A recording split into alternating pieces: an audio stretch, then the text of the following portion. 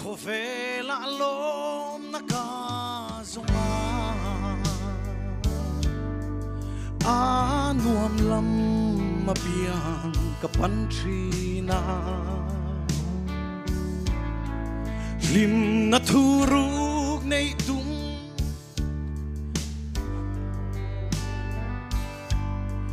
kadina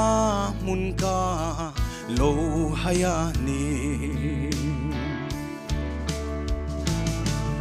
o lalpa min ngai damla kei misual sremun mabak mai hi chum zinga irwal chove a ikianga len ve kangak lele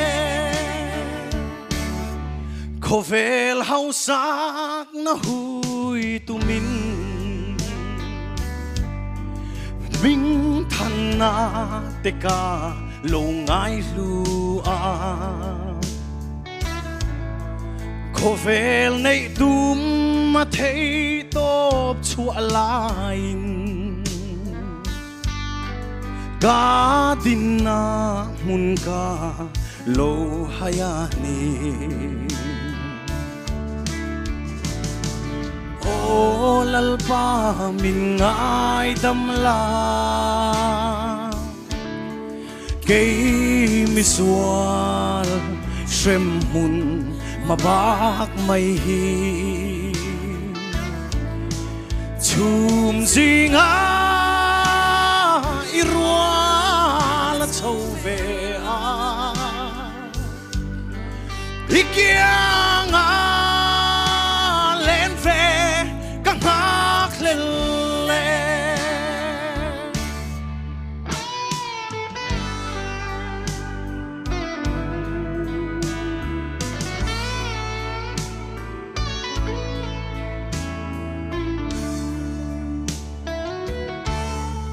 kan chen na kovel boloya eng tianga na sa inzong ila lom na min pe thei lo ti ka sheta iswalam mahoi kirahunta o lalpa min ngai damla kei misual shrem mun mabak mai hi chum zinga irwal chove a ikianga len ve kangak lele ikianga len ve kangak lele Hallelujah lalpa ro pero seh